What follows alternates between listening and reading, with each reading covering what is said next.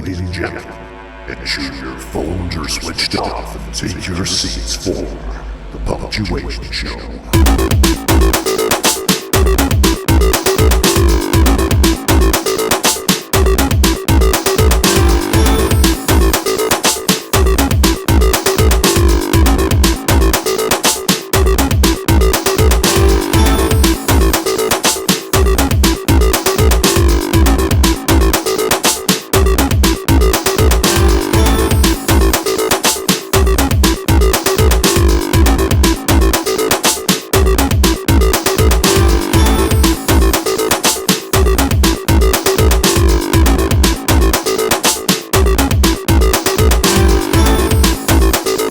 Punctuation Show.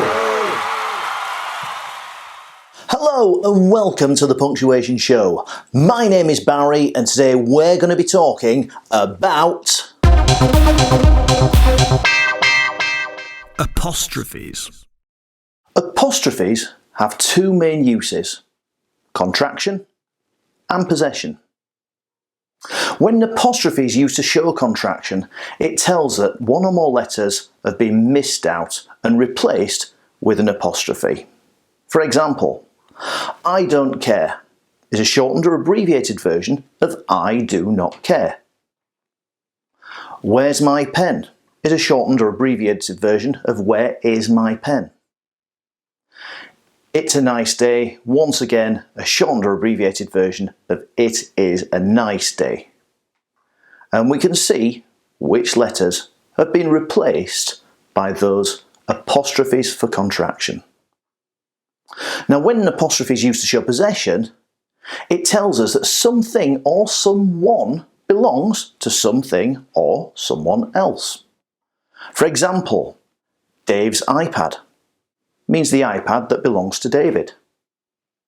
The car's engine means the engine inside the car.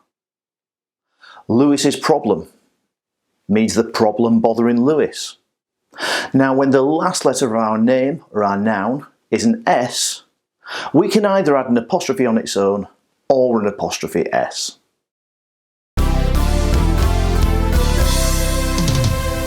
Ladies and gentlemen, it's your turn. Where should the apostrophe go in these sentences? Why is there a hair in my cornflakes? Barry's nose is running. Our friend's car is very fast. Your time starts now!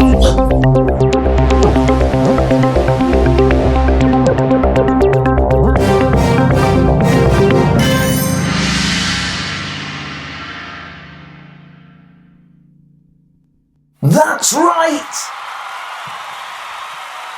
The first example shows apostrophe use for contraction. A letter I has been missed out and replaced with an apostrophe. The second example is an example of apostrophe use for possession. The nose belongs to Barry. In the third example, the apostrophe could go in more than one place. It depends on how many friends are being referred to. If it's one friend, the apostrophe would go between the D and the S to show that. If more than one friend is being referred to, the apostrophe would go after the S. Remember, don't use an apostrophe to show plurals.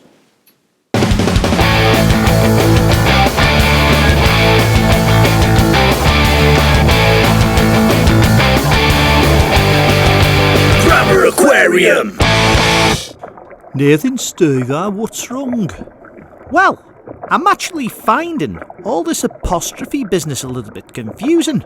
We've got contraction, we've got possession. I mean, honestly, does it have to be that complicated? I know exactly what you mean. Maybe this will be helpful. Did you hear about the apostrophe in police custody? Oh no, that sounds serious. The police wanted to know about the missing letters.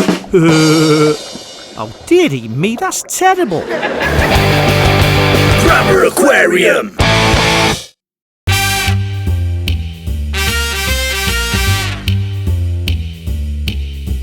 If you sit and listen to me, you'll learn how to use an apostrophe. It looks like a comma flying in the air. Want to know where to put them? Then I'll show you where.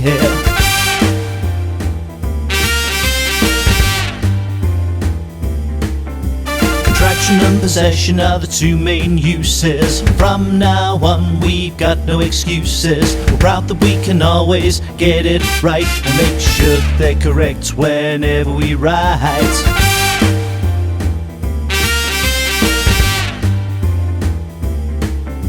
Contraction will show that there's a missing letter, so apostrophes will make your writing better. Replacing O and don't and the I in its.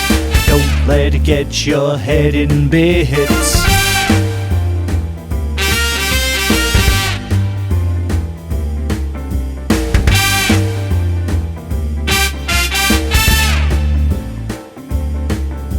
Possession is a slightly harder of the two, but don't worry cause I'm gonna tell you what to do.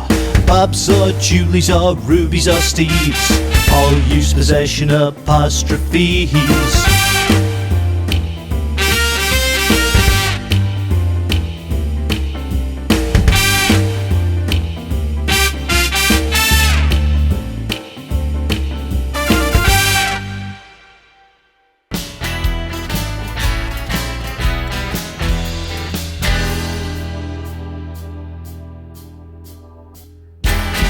Hi, Mum. We learned all about apostrophes at school today. Oh, I'm ever so proud. That looked lovely on the mantelpiece over there. Eh? A nice posh trophy to go by that vase over there. Not a posh trophy, an apostrophe. All me friends will be dead impressed. Mum, you're not listening. Apostrophes are used to show where a letter's missed out. Like when you say isn't, which is not, with an apostrophe replacing the letter O in not. Missing letters? Has someone been nicking our post? Mum, you're not listening. When we place apostrophe S after a noun, it means that it belongs to it. If a word already ends in an S, then you can add an apostrophe S or simply an apostrophe after it to show ownership. Who owns a ship? You've not won a posh trophy at all, have you? Have you been telling lies? Mum.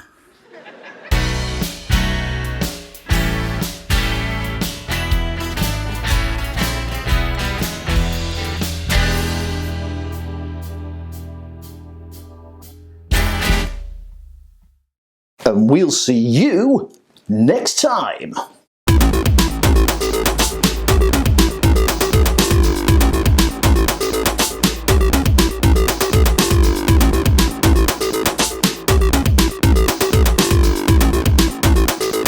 Punctuation Show.